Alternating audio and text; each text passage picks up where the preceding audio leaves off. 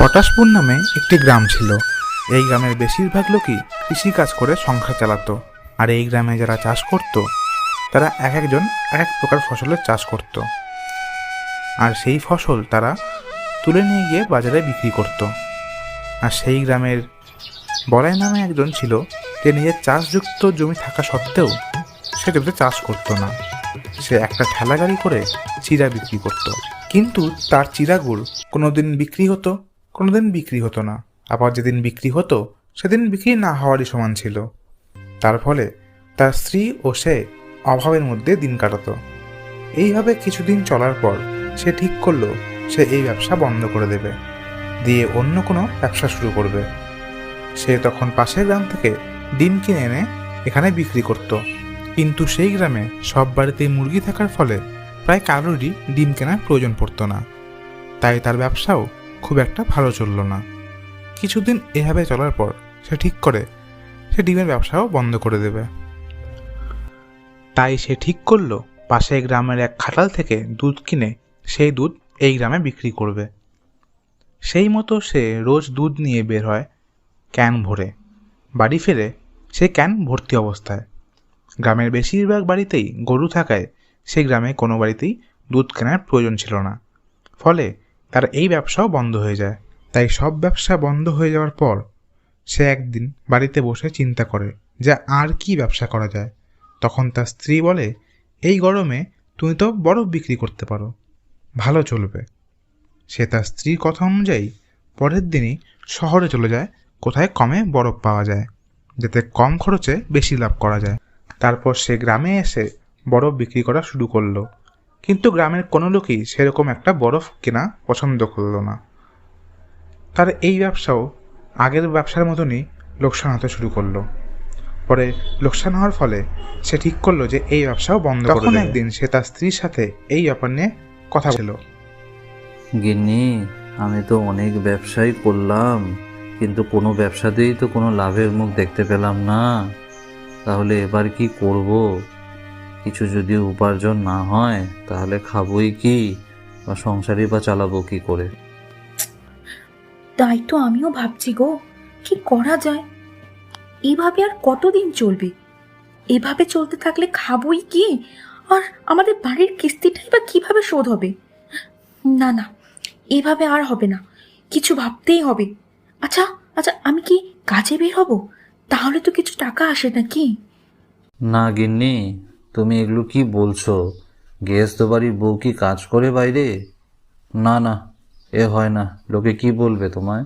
আচ্ছা, একটা কথা আমার মাথায় আসলো, আমাদের বাড়ির পেছনের জমিটা তো ফাঁকাই আছে, ওই জমিটাতে তো চাষ করাই যায়। হ্যাঁ, ঠিক বলেছো, কিন্তু কি চাষ করব? কেন? সবজি চাষ করবে। হ্যাঁ, তাই করি, এছাড়া আর কোনো উপায় নাই। দাদা, আপনি কাঁদছেন কেন? আরে দাদা, কাঁদবেন না, সব ঠিক হয়ে যাবে। আপনার শুধু এখন সময়টাই খারাপ চলছে। এইটুকু বিক্রি দেখি আমার আর চলবে? আহা, অত চিন্তা করবেন না, সব ঠিক হয়ে যাবে। তাই দোকান বন্ধ করে সে বাড়ির দিকে রওনা দিল। হাঁটতে হাঁটতে সে রাস্তায় এক সাধুকে দেখতে পেল। বাবা, আমাকে কিছু খেতে দেবে? সেখান থেকেই সে কিছু ফল তাকে দিল, এবং তাকে দেখে বুঝতে পারল তার খুব খারাপ অবস্থা। তখন সাধু তাকে বলল, তোর এই খারাপ অবস্থা খুব তাড়াতাড়ি শেষ হয়ে যাবে। এই নে, এই গাছটা তোর বাড়ির পেছনে যে ফাঁকা জমিটা আছে সেখানে গিয়ে লাগিয়ে দে, আর বড় হলে তোর এই খারাপ সময় আর থাকবে না। বাবা, আপনি জানলেন কি করে যে আমার বাড়ির পেছনে আমার এক জমি আছে? তাহলে তো আপনি আমার অবস্থাটা যে কি খারাপ যাচ্ছে সেটাও জানেন। সব জানি। যা, তোকে যেটা বললাম সেটা বাড়ি গিয়ে আগে কর। হ্যাঁ গো, তুমি ফলগুলো নিয়ে ফিরে আসলে যে? বাজারে বিক্রি করতে গিয়েছিলে তো, নাকি আবার কোথাও গিয়েছিলে? কি যে বলো, বাজারে ছাড়া আর কোথায় যাব? গিন্নি, আমার মনে হয় ভাগ্যটাই খারাপ, কোনো ব্যবসায় আমার আর হচ্ছে না।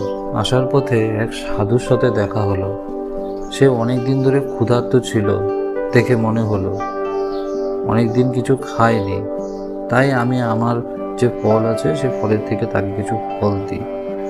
সেটা নিয়ে আমার কি অবস্থা সেটা জিজ্ঞেস করলো, কিন্তু আমি তাকে আমার সব কথা বললাম। কি অবস্থা! বাজারে সবারই ফল বিক্রি হচ্ছে, শুধু তোমারটাই হলো না। হায় কপাল আমার! ফল বিক্রি না করে তুমি বাড়ি কেন ফিরে এসেছো? আর কি এসব গাছ ফাছ নিয়ে এসেছো? এই গাছ থেকে কি টাকা চলবে? আর সেই টাকায় আমাদের সংসার চলবে? আরে না, এই গাছটা বড় হলে আমাদের মনে হয় কিছু লাভই হবে। গাছটা তো দেখে মনে হচ্ছে আম গাছ। আমের ব্যবসা তো আমাদের গ্রামে ভালোই চলে। গ্রামের সবাই তো এই ব্যবসা করে তো লাভবানই হচ্ছে। দেখি আমের ব্যবসায় আমি লাভবান হই নাকি। সেই মতো সে গাছটিকে তার জমিতে লাগালো। একদিন গ্রামের এক সুদী ব্যবসায়ী, তিনি গ্রামের মানুষদের টাকার প্রয়োজন হলে তাদেরকে টাকা ধার দিত সুদের বিনিময়ে। এই হলো তার ব্যবসা। সে বলাইয়ের জমির পাশ দিয়ে যাচ্ছিল এবং বলাইকে বলল, কে রে, বলাই না? বল, কেমন আছিস? কি আর বলবো মহাজন কাকু, আমি যাই ব্যবসা করি তাতেই আমার লোকসান হয়। এবার দেখছি শহরে গিয়ে আমাকে কোনো কাজের ব্যবস্থা করতে হবে। আচ্ছা আচ্ছা, এর জন্য তুই শহরে যাবি? তোর এই জমিতে তো কোনো চাষ হয় না। তো তুই এক কাজ কর, তুই এই জমিটা আমার কাছে বন্ধক রাখ। বন্ধক রেখে কিছু টাকা পয়সা নে, আর সেই টাকা দিয়ে কিছু ছাগল কেন। ছাগল কিনে ছাগলের ব্যবসা কর, আর তাতে যা লাভ হবে একটু একটু করে না হয় আমার টাকাটা শোধ দিয়ে দিবি। না কাকু, এবার আমি ভাবছি আমি আমের ব্যবসা করব। এই যে আম গাছ লাগাচ্ছি, এতে যা আম হবে সেটা বাজারে বিক্রি করব। আমের ব্যবসা? তুই আমের ব্যবসা করবি? সেটা কি একটা গাছ দিয়ে হবে? এই একটা গাছে কটাই বা আম ধরবে যে তুই ব্যবসা করতে পারবি? যাই হোক, বাদ দে। ঠিক আছে, তোর যদি টাকার দরকার হয় তাহলে আমার কাছে আসিস, তোর জমিটা বন্ধক রেখে তোর যা টাকা লাগবে আমার থেকে নিয়ে যাস। এই বলে সুদী ব্যবসায়ী চলে গেল। পাশে থেকে তার স্ত্রী দেখলো যে সুদী ব্যবসায়ী বলাইয়ের সাথে কিছু কথা বলছিল। পরে সে বলাইকে জিজ্ঞেস করলো, কাকু বলছিল আমার জমিটা তার কাছে বন্ধক রেখে গরুর খাটাল খুলতে, খাটালের ব্যবসা করতে। হ্যাঁ, উনি তো ঠিকই বলেছে। এই জমিটাতে চাষ করে ফসল তো তোমার বিক্রিও হয় না, তো উনি তো তাই ব্যবসা করার জন্যই তোমাকে টাকা দিচ্ছে। তুমি জানো না গিন্নি, উনি টাকা দেওয়ার সময় টাকা দেয় সহজেই, কিন্তু সুদের টাকা সময় মতো দিতে না পারলে জমি কবজা করে নেয়। আর আমাদের এই বিপদের দিনে এই জমি বাড়িটাই তো আমাদের সম্বল। তো তোমার তো চাষ করে কোনো লাভই হচ্ছে না, তাহলে জমি থেকেই কি লাভ আর না থেকেই কি লাভ? না গিন্নি, এভাবে বলো না। এটা আমার বাবার করা জমি। এই জমি ও বাড়ি আমার ভুলের জন্য আমি কোনোভাবেই হারাতে চাই না। তো তাই করো। আর এদিকে বাড়িতে তো চাল ডালও শেষের দিকে, কি যে করি। আরে চিন্তা করো না, সব ঠিক হয়ে যাবে। আমরা অনেক বড় লোক হব একদিন। হ্যাঁ, তুমি তো বলতেই থাকো। এরপর বাড়ির পেছনের গাছটা কিছুটা বড় হলো।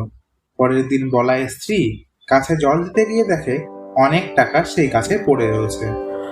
বাবা, এত টাকা! সে সব টাকাগুলো গাছের কাছ থেকে নিয়ে বলাইয়ের কাছে নিয়ে গেল এবং বলল, এই দেখো দেখো, আমাদের জমিতে গাছের সামনে প্রচুর টাকা পড়েছিল। কি বলছো কি? কে দেবদূতের মতো আমাদের এই দুর্দিনে সাহায্য করে গেল ভাবতেই পারছি না। যাই তাহলে বাজারে গিয়ে চাল ডাল মাংস ডিম সবকিছু কিনে আনি যাই। সেই মতো বলাই বাজারে গিয়ে চাল ডাল মাংস ডিম কিনে বাড়ির দিকে রওনা দিল।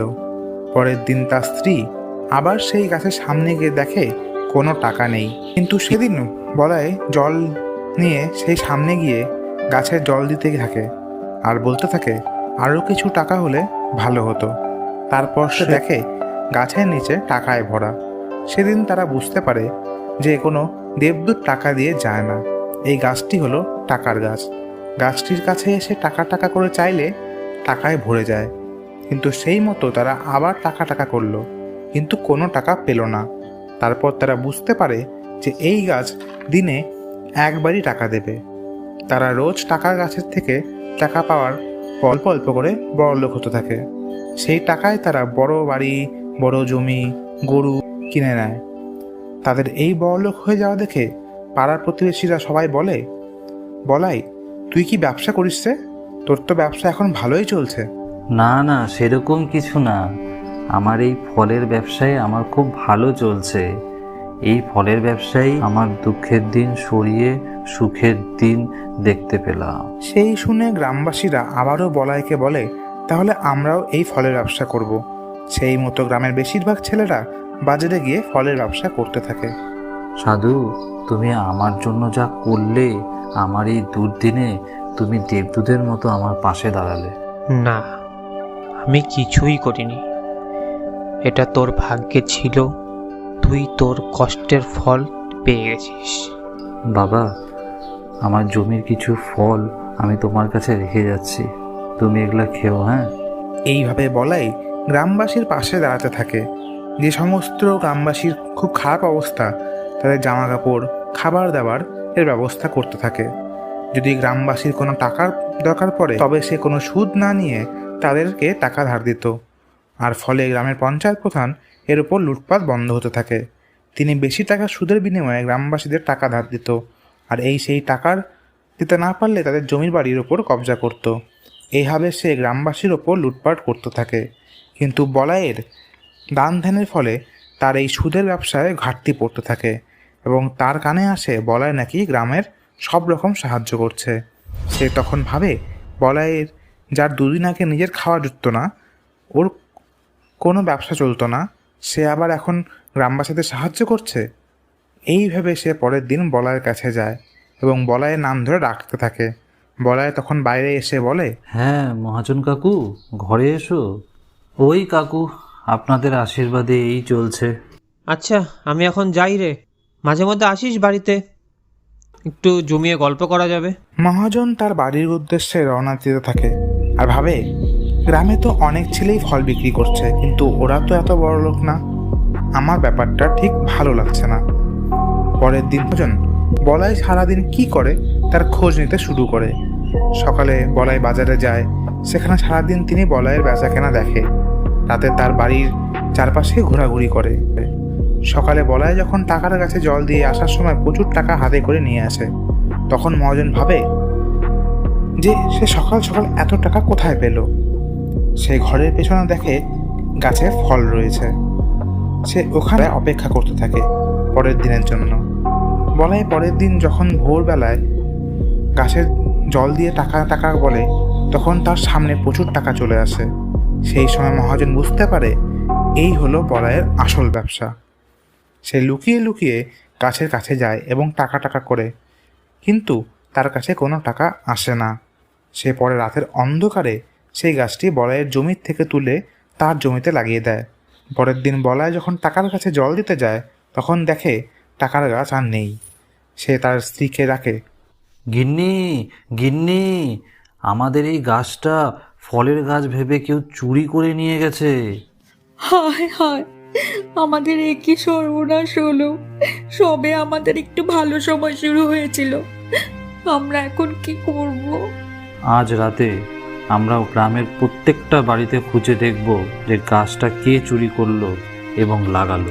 সেই মতো তারা গ্রামের প্রতিটা বাড়িতে গাছটি খুঁজতে লাগলো, কিন্তু কারোর বাড়িতে সেই গাছটা পাওয়া গেল না। তখনই তার স্ত্রী সন্দেহ হলো, তার বাড়িতে তো সকালে গ্রাম পঞ্চায়েত এসেছিল, তার বাড়িতে তো দেখা হলো না।